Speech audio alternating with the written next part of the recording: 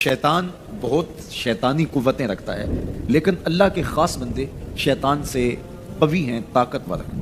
حضرت ابو ہریرہ رضی اللہ تعالیٰ عنہ سے معروف روایت ہے، فرماتے ہیں کہ صدقے کے مال میں حضور نے مجھے امین مقرر کیا، پہرے دار مقرر کیا۔ وہ کہتے ہیں میں پہرے پہ تھا، ایک شخص آیا، اس نے چادر بچھائی اور جلدی جلدی سے وہ غلہ، وہ کھجوریں، وہ مال اپنے کپڑے میں ڈالنے لگا۔ میں نے دوڑ کے اس کو پکڑ لیا، تو اس نے اپنا آپ مجھ سے چھڑانا چاہا، لیکن میرے ہاتھوں کی گرفت مضبوط تھی، وہ چھڑا نہ سکا۔ اس نے کہا کہ میں کثیر العیال ہوں، میرے چھوٹے چھوٹے بچے ہیں، تو بھوک نے مجھے چوری پہ مجبور کیا، میں کوئی پیشہ ور چور نہیں ہوں۔ کہتے ہیں مجھے ترس آ گیا، میں نے اس کو چھوڑ دیا۔ خیر رات گزر گئی، صبح ہوئی، حضور کی خدمت میں حاضر ہوا تو آقا کریم نے فرمایا کہ ما فعل اسیرک البارحہ، ابو ہریرہ رات والے چور کا کیا بنا؟ عرض کی حضور وہ بڑا مجبور شخص تھا کوئی، اور اس نے کہا کہ میں پیشہ ور چور تھوڑا ہوں، بچوں کی بھوک نے مجھے یہاں تک پہنچا دیا۔ تو حضور علیہ السلام نے فرمایا جھوٹا شخص ہے، اور سنو آج پھر آئے گا۔ کہتے اگلے دن تو میں طاق میں رہا، تو خیر وہ آیا اور اس نے چادر بچھائی اور غلہ اس چادر میں ڈالنے لگا۔ میں نے جا کے پکڑ لیا، تو اس نے کہا مجھے چھوڑ دے۔ میں نے کہا میں تو نہیں چھوڑوں گا۔ اس نے کہا کہ مجھے چھوڑ دے، منت سماجت کی اور بہت ترلے کیے، تو کہتے میرے دل میں پھر ترس آ گیا، میں نے پھر چھوڑ دیا۔ میں پھر حضور کی خدمت میں آیا تو حضور نے فرمایا ما فعل اسیرک البارحہ، رات والے چور کا کیا بنا؟ میں نے کہا حضور وہ آیا اور اس نے کہا میں کثیر العیال ہوں، مجھے پھر ترس آ گیا، میں نے چھوڑ دیا۔ پر میں جھوٹا آدمی ہے، اور سنو آج پھر آئے گا۔ اللہ اکبر! جو ہو چکا وہ بھی حضور جانتے ہیں، جو ہونے والا ہے وہ بھی میرے حضور جانتے ہیں۔ یہ اللہ نے اپنے محبوب کو شان دی ہے۔ تو کہا آج پھر آئے گا۔ کہتے ہیں میں طاق میں تھا کہ وہ آیا، اس نے چادر بچھائی اور غلہ ڈالنا شروع کر دیا۔ تو کہتے ہیں کہ میں پھر پکڑ لیا۔ میں نے کہا آج تو نہیں چھوڑوں گا، آج تو جو حضور کے پاس لے کے جاؤں گا۔ تو جب اس نے ترلے کیے، منتیں کی، میں نے کہا نہیں آج تو کوئی بات نہیں چلے گی۔ ایک دن ہو گیا، 2 دن ہو گیا، اب تیسرا دن ہے۔ اس نے کہا ابو ہریرہ میں تمہیں ایک بات بتاتا ہوں، اگر تمہیں اچھی لگے تو مجھے چھوڑ دو گے؟ کہا بتاؤ۔ کہا کہ جب رات سونے لگو تو آیت القدسی پڑھ لیا کرو، فجر تک تمہارے پاس شیطان نہیں آئے گا۔ کہتے ہیں بات بڑی اچھی تھی، میں نے اسے چھوڑ دیا۔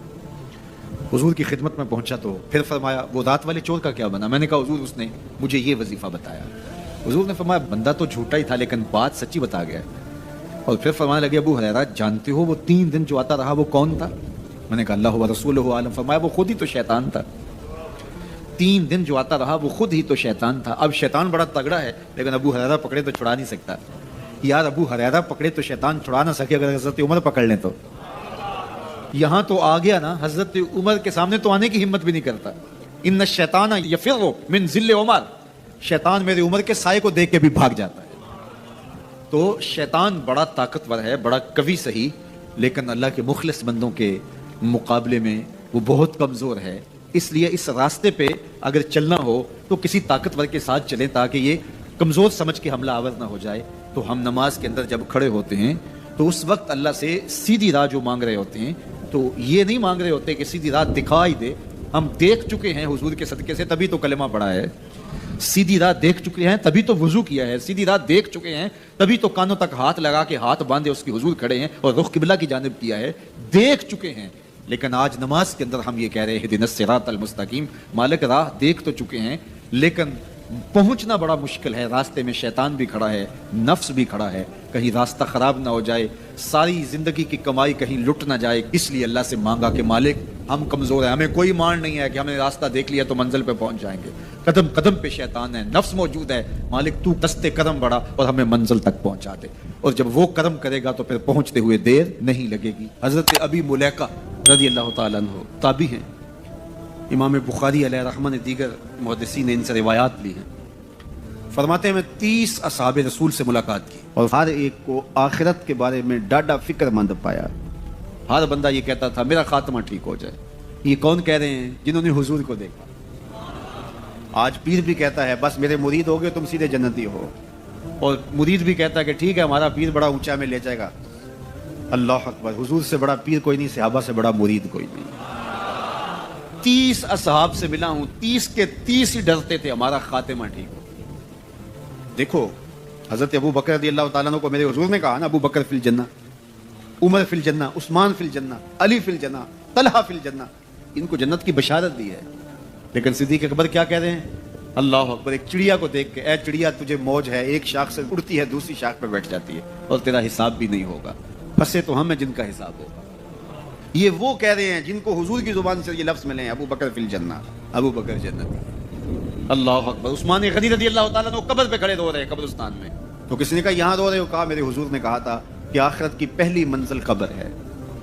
اللہ اکبر. یہ وہ ہے جن کو بشارتیں دی گئی ہیں, جن کے عمل, جن کے کام اور جن کی محنتیں اور دین کے لیے خدمات کسی ترازو پہ تولی نہیں جا سکتے. اور صحابی کا عمل, صحابی ایک مٹھی جو خیرات کرے, روایت میں آتا ہے ایک مٹھی جو خیرات کرے, اور بعد میں آنے والا احد پہاڑ جتنا سونا خیرات کرے. صحابی کا عمل پھر بھی زیادہ ہے. 15 کلومیٹر پہ پھیلا ہوا پہاڑ, اتنا سونا کسی کے پاس ہوگا ہی نہیں, حکومتوں کے پاس نہیں. لیکن فرض کرو کسی کے پاس ہو, پھر اتنا جگرا بھی ہو کہ وہ خیرات بھی کرتے, لیکن اس کا اجر پھر بھی صحابی کے مٹھی بھر جو خیرات کرنے کے عمل کو نہیں پہنچ سکتے. اور ابو بکر وہ ہیں جنہوں نے مٹھی جو خیرات نہیں کی, سارا گھر خیرات کر دیا. کتنا اجر ہے. لیکن پھر بھی کہا کہ چڑیا تجھے موج ہے, ایک شاخ سے اڑ کے دوسری شاخ پہ بیٹھ جاتی اور تیرا حساب بھی نہیں ہوگا, پھنسے تو ہم ہیں جن کا حساب ہوگا. یہ وہ لوگ ہیں جن کی زندگیاں تقوی میں گزری. تتجافا جنوبہم عن المضاجع, ان کی کروٹیں بستروں سے الگ رہتی تھی. ہم تو جی بھر کے سوتے ہیں, لیکن ان کی کروٹیں خوف خدا کی وجہ سے بستروں سے الگ رہتی تھی. طمع اور خوف میں رب کو پکارتے تھے. حضور کے جمال جہاں آرا کو جی بھر کے دیکھا, اور بشارتیں حضور کی زبان سے نصیب ہوئی, پھر بھی ڈر رہے ہیں. تو ابھی ملیکہ کہتے ہیں کہ میں 30 اصحاب سے ملا ہوں, ہر شخص ڈاڈا فکر مند تھا آخر ٹھیک ہو جائے, انجام بخیر ہو جائے. تو یہ واقعی بڑی مشکل منزل ہے, منزل کو پہنچے لوگ برباد ہو جاتے. بلعام بن باورا کی مثال ہمارے پاس نہیں تھا, مستجاب الدعوات ولی, لیکن لڑک کے کہاں جا پہنچا. زبان کی لغزش نے اس کو کہاں تک پہنچا دیا. پھر زبان لٹک گئی اور کتے کی طرح مٹی چاٹتا تھا. اور قرآن نے کہا ماسالہ کماسل الکلب, اس کی مثال کتے کی مثال ہے. اسی لیے میاں صاحب بولے پڑھنے اتے مان کرینا تے نہ آکھی میں پڑھیا, پڑھنے اتے مان کرینا تے نہ آکھی میں پڑھیا, او جبار کا ہار صداوے متا روڑ دے وے دودھ کڑیا. جب تک یہ یقین نہ ہو کہ میرا انجام کیا ہے, دھڑکا لگا رہے, ڈر لگا رہے, یہ مومن کی زندگی ہے. ہر وقت خوف طاری رہے, یا اللہ میرا انجام ٹھیک کر دینا. رنگا رنگ سہیلیاں پرن کڑے, پر پریا اسدا جانیے جس دا توڑ چڑھے. کہاں کہاں پہنچے لوگ. یہ خود عزازیل شیطان چپے چپے پہ اس نے سجدہ کیا تھا, حتیٰ کہ مقبول بارگاہ ہو گیا. زمین کا کوئی کونا نہیں تھا جہاں پر اس نے سجدہ نہیں کیا تھا. عبادات اتنی کی, اللہ نے مقبول کر لیا. بیت المعمور کا امام بن گیا, اللہ اکبر, فرشتوں کا استاد بن گیا, معلم الملکوت بن گیا, جن ہونے کے باوجود فرشتوں کا امام اور مقتدا بن گیا. لیکن ایک لغزش نے کہاں پھینکا. قیامت تک لعنتیں برس رہی ہیں. اس لیے جب تک انجام بخیر نہ ہو جائے اتنی دیر تک دھڑکا لگا رہے. یہ مومن کی زندگی. کسی نے حضور کو سلام دیا تھا کہ یہ سلام اپنی امت کو دے دینا. حضور علیہ السلام نے یہ سلام پھر پوری امت تک پہنچایا, اور اگر آپ تک پہلے نہیں پہنچا تو آج آپ وہ سلام وصول کر لیجئے. حضرت عبداللہ ابن مسعود رضی اللہ تعالیٰ عنہ سے مروی ہے, قال رسول اللہ صلی اللہ علیہ وآلہ وسلم, کہ رسول کریم صلی اللہ علیہ وآلہ وسلم نے فرمایا معراج کی شب جب میں آسمانوں پہ گیا تھا تو میں ملا تھا حضرت ابراہیم علیہ السلام کو. فقال یا محمد صلی اللہ علیہ وسلم, تو انہوں نے مجھے مخاطبہ کرتے ہوئے کہا کہ اے پیارے محبوب, جب آپ واپس جائیں گے تو اپنی امت کو میرا سلام دینا. اور حضور نے حضرت عبداللہ ابن مسعود رضی اللہ تعالیٰ عنہ سے مروی ہے کہ یہ سلام امت کو پہنچا دیا. تو جن تک ابھی تک نہیں پہنچا تھا آج ان تک یہ سلام پہنچ گیا. تمہیں مبارک ہو, تمہیں حضرت ابراہیم نے سلام بھیجا ہے, اور سلام بھیجا بھی حضور کے ہاتھوں ہے. اللہ اکبر, کتنے خوش نصیب ہو تم کہ تمہیں حضرت ابراہیم سلام بھیجے اور سلام لے کر آنے والے حضور ہوں. اللہ اکبر. تو یہ ہمارا اعزاز ہے کہ ہمیں یہ اعزاز ملا. میری خوش قسمتی میں تیرا امتی, یہ میرا اور آپ کا مقدر کہ ہم حضور کے امتی ہیں, ہمیں نبیوں کے سلام آ رہے ہیں. تو کہا کہ اپنی امت کو میرا سلام کہنا, اور انہیں میری جانب سے ایک پیغام بھی دینا, یہ خبر بھی دینا. اور وہ خبر کیا ہے سنو. جنت کی جو مٹی ہے وہ بڑی پاکیزہ ہے, اور وہاں کا پانی بڑا میٹھا ہے, کھیت بڑے زرخیز ہیں, جو بھی بیج لگاؤ فوراً اگ جاتا ہے. تو جو زرخیز زمین ہوتی ہے تو پھر کسان چاہتا ہے کہ اس میں کچھ ڈال لے. وہ ہمارے پنجابی میں کہتے ہیں کہ وہ زمین وتر میں ہوتی ہے, تو بیج ڈالو گے تو جلدی اگے گا. 5 بیج ہیں جو وہاں بو گے تو وہاں خوبصورت گلاب کھلیں گے, وہاں خوبصورت چمن آباد ہو جائے گا, وہاں تمہارا اپنا باغ ہوگا. اس میں سبحان اللہ کے کچھ بیج ڈال دو، کچھ الحمدللہ کے بیج ڈال دو، کچھ لا الہ الا اللہ کے بیج ڈال دو، کچھ اللہ اکبر کے بیج ڈال دو، کچھ لا حول ولا قوت الا باللہ کے بیج ڈال دو۔ کہا کہ کھیت تیار ہے، سہاگا لگا ہوا ہے، زمین وتر میں ہے، پانی وافر ہے، مٹی اچھی ہے، موسم خوبصورت ہے، انہیں جا کے میرا سلام دینا، انہیں کہنا کہ بس بیج ڈال لو اور یہ بیج تمہارے پاس موجود ہیں۔ اور اب بھی اگر کوئی بیج نہ ڈالے، اقبال نے کہا تھا نا، موسم اچھا پانی وافر مٹی بھی زرخیز، موسم اچھا پانی وافر مٹی بھی زرخیز، جس نے اپنا کھیت نہ سینچا وہ کیسا دہقان۔ تو کہا کہ یہ 5 بیج تمہارے پاس رکھے ہوئے ہیں اور یہ بیج ہمیں ہمارے حضور نے دیے ہیں۔ کہا بیج تمہیں دیے ہیں، کھیتی فرشتوں نے تیار کر دی ہے، باغ اچھا ہے اور یہ پکی بات ہے تم بیج ڈالو گے تو فصل اگے گی، اور وہاں ہوائیں چل رہی ہیں کستوری کی مہک سے مشک بار ہوائیں، تو اب تمہاری مرضی ہے کہ تم بیج لگاتے ہو یا بیج نہیں لگاتے ہو۔ تو کہا کہ یہ حضرت ابراہیم نے پیغام بھیجا ہے آپ سب کے لیے، حضور کی وساطت سے یہ پیغام آیا ہے کہ جنت کی مٹی تیار ہے اور سہاگا لگا ہوا ہے، پانی بالکل تیار ہے اور کھیت بھی ہموار ہے، بس آپ نے جو ہے وہ چھڑکاؤ کرنا ہے بیج کا، اور یہ بیج 5 ہیں، اگر تم ڈال لو گے تو فصل اگ جائے گی، موج کرو گے، کبھی دعائیں دو گے۔ کہ کسی نے کوئی نسخہ بتایا تھا، تو یہ 5 بیج کون سے ہیں؟ سبحان اللہ، الحمدللہ، لا الہ الا اللہ، اللہ اکبر، لا حول ولا قوت الا باللہ۔ تو یہ 5 بیج بونے کے لیے ہی تو ہم یہاں آئے ہیں۔ ہم گھر بار چھوڑ کے اس لیے آئے نا، گھر والے پوچھتے ہو کدھر جا رہے ہو، ہم کھیتی باڑی کرنے جا رہے ہیں، ہم کچھ بیج لگا کے آئیں گے انشاءاللہ، پھر جب وہ اگیں گے بڑے ہوں گے تو جنت میں آپ کو بھی اس کی چھاؤں میں بٹھائیں گے۔ تو انہوں نے کہا ہوگا جاؤ تم بھی کھیتی باڑی کرو، تو پیچھے سے ہم بھی فارغ نہیں ہیں، ہم بھی انشاءاللہ بیج گاڑیں گے۔ تو پڑھیے سبحان اللہ والحمدللہ ولا الہ الا اللہ واللہ اکبر ولا حول ولا قوت الا باللہ، سبحان اللہ والحمدللہ ولا الہ الا اللہ واللہ اکبر ولا حول ولا قوت الا باللہ، سبحان اللہ والحمدللہ ولا الہ الا اللہ واللہ اکبر ولا حول ولا قوت الا باللہ۔ لاکھوں لوگ حضور کی چوکھٹ پہ، لیکن ہر بندہ یہ محسوس کرتا ہے اس طرح ساری رحمتیں میرے پہ اتر رہی ہیں، میرے پہ برس رہی ہیں۔ وہ کیا کسی نے کہا تھا اور قلم توڑ دیا، اس نے کہا کہ یہ کتنی عجیب بات ہے کہ اتنے بڑے ہجوم میں، ذرا شعر کا حسن دیکھیے، یہ کتنی عجیب بات ہے کہ اتنے بڑے ہجوم میں وہ دیر تک سنتے رہے بس میری ہی داستان۔ ہر بندے کو یہی محسوس ہوتا ہے، یہ کتنی عجیب بات ہے کہ اتنے بڑے ہجوم میں وہ دیر تک سنتے رہے میری ہی داستان۔ تو ہر بندے کو یہی لگتا ہے کہ میری ہی وہ سن رہے ہیں۔ اور زہری صاحب کا انداز بڑا سادہ ہے، پنجابی لہجہ ہے کہ آقا دے دوارے تے غلاماں دیاں ٹولیاں، ایک پیا سندا اے لکھاں دیاں بولیاں، ایک پیا سندا اے، کوئی اردو میں بول رہا ہے، کوئی پشتو میں بول رہا ہے، کوئی پنجابی میں بول رہا ہے، کوئی عربی میں بول رہا ہے۔ اور اقبال کہتا ہے شش جہت روشن سے تابے روئے تو ترکو تاجی کو عرب ہندوئے تو۔ حضور یہ ترک بھی آپ کے غلام، یہ تاجک بھی آپ کے غلام، یہ عرب بھی آپ کے غلام، یہ سارے نوکر آپ کے۔ گرد تو گردد حریم کائنات از تو خواہم یک نگاہ التفات۔ مجھے اپنے والد گرامی یاد آ گئے، وہ روزانہ یہ شعر پڑھا کرتے تھے، اور پڑھتے ہوئے ان کی جو کیفیت ہوتی تھی ہمیں ترس آتا تھا ان کے اوپر۔ ہم بالکل جب چھوٹے تو ہم خود رونے لگ جاتے تھے ان کو دیکھ کے۔ تو وہ روزانہ پڑھتے تھے ز مہجوری برآمد جان عالم، ز مہجوری برآمد جان عالم، تراہم یا رسول اللہ تراہم، اے محبوب دو عالم، تمام جہان کی جان آپ کے فراق میں نکل رہی ہے، تراہم یا رسول اللہ تراہم، تراہم یا نبی اللہ تراہم۔ حضور رحم کیجئے، نہ آخر رحمت للعالمین، ز محروماں چرا فارغ نشینی۔ حضور آپ رحمت للعالمین نہیں ہیں، تو جب ہیں تو حضور ہمارے پہ کرم کیجئے۔ بروں آور سرز برد یمانی کہ روئے تست صبح زندگانی۔ حضور وہ یمنی چادر جو آپ اوڑے ہوئے ہیں ذرا اس کو ہٹائیے نا رخ سے، آپ کا مبارک چہرہ زندگی کی صبح ہے۔ ادیم طائف نالین پاکن شراکز رشتہ جاں ہا ماکن۔ حضور طائف کے چمڑے کی بنے ہوئے مبارک نالین آپ زیب تن کیجئے، شراکز رشتہ جاں ہائے ماکن، اور اس مبارک نالین کے اندر تسمے میرے چمڑے کے نہیں میری جان کے ڈالیے۔ چے باشد گر کنی سوئم نگاہے، پیا پہ گر نہ باشد گاہے گاہے، نگاہے یا رسول اللہ نگاہے، 100,000 جبریل اندر بشر، بحر حق سوئے غریباں یک نظر، یا رسول اللہ انظر حالنا، یا حبیب اللہ اسما قالنا، اننی فی بحر غم مغرقن، خذ یدی ساحل لنا اشکالنا، یا صاحب الجمال و یا سید البشر، मिन वजहिकल मुनीर लक़द नुव्विरल क़मर ला युमकिनु सनाउ कमा कान हक़्क़ुहु बाद अज़ खुदा बुजुर्ग तूई किस्सा मुख्तसर। अल्लाह अकबर, ये मामूल था उनका, ये वजीफा कह लीजिए।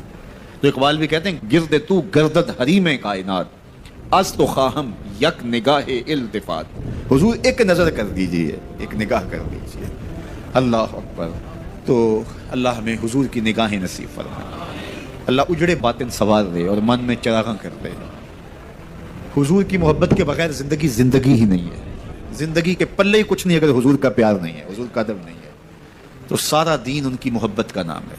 ला दीन लिमन ला मोहब्बत अला, उस शख्स का दीन ही नहीं है जिसके पास हुजूर की मोहब्बत का जौहर नहीं है। इब्ने आदम के किसी भी बुरे अमल को शिरक नहीं कहा गया।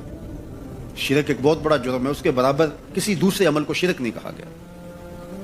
लेकिन रियाकारी को शिरक कहा गया। शिरक असगर रियाकारी है, हत्ता कि चोरी को भी, डाके को भी, जना को भी, कत्ल इंसानी को भी, ये बड़े बड़े जुर्म है, लेकिन इनको भी शिरक नहीं कहा गया। लेकिन रिया को शिरक असगर कहा गया। ये छोटा शिरक है। अल्लाह गवारा ही नहीं करता कि कोई अमल किसी और के लिए करे। शिरक की जिस तरह माफ़ी नहीं है, इसी तरह शिरक असगर जो है, इससे मुलव्वस अमल किसी सूरत में भी कबूल नहीं किया जाएगा, चाहे वो कितना ही बड़ा अमल क्यों ना हो। हज़रत अबू अमामा अल-बाहली रज़ी अल्लाह ताला अन्हु हुजूर की खिदमत में हाजिर हुए और अर्ज़ की, या रसूलल्लाह सल्लल्लाहु अलैहि वसल्लम, मेरे माँ बाप आप पे कुर्बान हो, मैं आपसे ये पूछना चाहता हूँ कि कोई शख्स अपनी जान जैसी मताए अजीज राह खुदा में वार देता है, इससे बड़ी कुर्बानी तो कोई और नहीं हो सकती कि जान ही कुर्बान कर दी। और उसका मकसद इलाए कलिमतुल हक था, लेकिन साथ ये बात भी थी चलो मेरी नामवरी भी हो जाएगी, मेरी बहादुरी के झंडे भी लग जाएंगे, तो क्या उसको अजर मिलेगा? तो हुजूर ने फरमाया फला शैअ लहू, उसे कोई अजर नहीं मिलेगा। तो अबू अमामा अल-बाहली ये समझे कि शायद मैं जो मकसूद था वो हुजूर से अर्ज नहीं कर सका।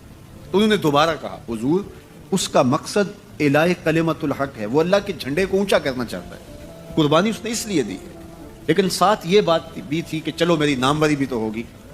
तो हुजूर ने फरमाया फला शैअ लहू, उसे कोई अजर नहीं मिलेगा। ये फिर समझे शायद मैं मकसूद बयान नहीं कर सका, तो फिर अर्ज की, हुजूर इलाए कलिमतुल हक के लिए, अल्लाह के दीन को गालिब करने के लिए, इस्लाम के झंडे को ऊंचा करने के लिए उसने अपनी जान वारी है, लेकिन ज़िमन में यह बात भी थी कि चलो साथ मेरा नाम भी तो ऊंचा होगा, मेरी नामवरी और शोहरत के झंडे भी तो लगेंगे। तीसरी मरतबा जब दोहरा के पूछा तो हुजूर ने फिर फरमाया फला शैअ लहू, अबू उमामा उसे कोई अजर नहीं मिलेगा। और फरमाया अल्लाह सिर्फ उसी अमल को कबूल करता है जो सिर्फ उसी के लिए किया जाए, सिर्फ उसी अमल को कबूल करता है। अब जरा देखिए कि अल्लाह ताला जल्ला शानहू की ये गैरत है कि वो उस अमल को कबूल ही नहीं करता जो गैर से मुलव्वस हो जाए, वो सिर्फ उस अमल को कबूल करता है जो महज उसके लिए किया जाए, और उसके अलावा अमल को शिरक असगर करार दिया गया। तो शैतान की कोशिश ये होती है कि वो अमल को रिया में मुब्तला कर दे, ताकि ये अमल की मुशक्क़त भी गवारा करे और इसको उससे कुछ हासिल होने की बजाय उल्टा अल्लाह की नाराज़गी मिले। और अगर कोई शख्स रिया से भी बच निकलता है, उसने तन्हाई में सजदे किए, उसने इंतहाई मख्फी अंदाज में राह खुदा में खैरात की, तो इंतहाई खुलूस के साथ उसके आमाल सरअंजाम हुए, तो शैतान का अगला हमला उस पर यह होता है कि उसको उजब में मुब्तला कर दे।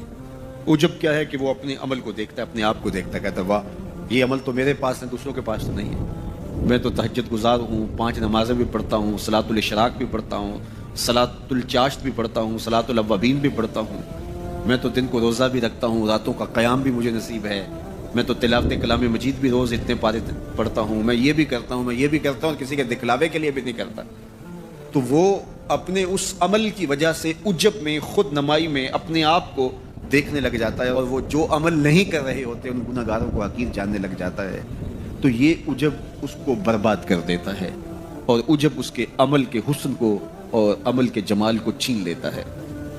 अल्लामा रूमी फरमाते हैं कि कुछ आमिल ऐसे होते हैं कि 4 दिन नमाजें पढ़ें तो आसमान की तरफ देखने लगते हैं कि आसमान से कोई पैगाम मेरे नाम आ रहा है कि नहीं आ रहा। तो जबकि ये रास्ता तो महज उसकी रज़ा के लिए चलते रहने का है, सारी जिंदगियां गुजर जाती हैं। हज़रत ज़ुन्नून मिस्री कहते हैं कि मैं एक शख्स के पीछे दौड़ता था और वो फ़कीर मेरी तरफ नज़र उठाकर भी नहीं देखता था। तो 40 साल के बाद एक दिन उसने मेरी तरफ पलट के देखा और मुस्करा के कहा कि तुम मेरे पीछे पीछे रहते हो, खैर तो है।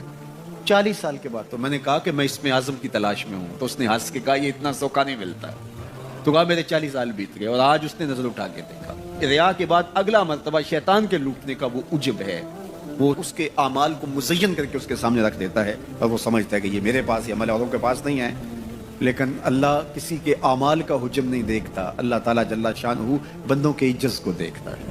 وہ گناہ، جس گناہ کے بعد جو ہے وہ شرمندگی ہو جائے، اس نیکی سے بہتر ہے جس نیکی کے بعد عجب اور تکبر پیدا ہو.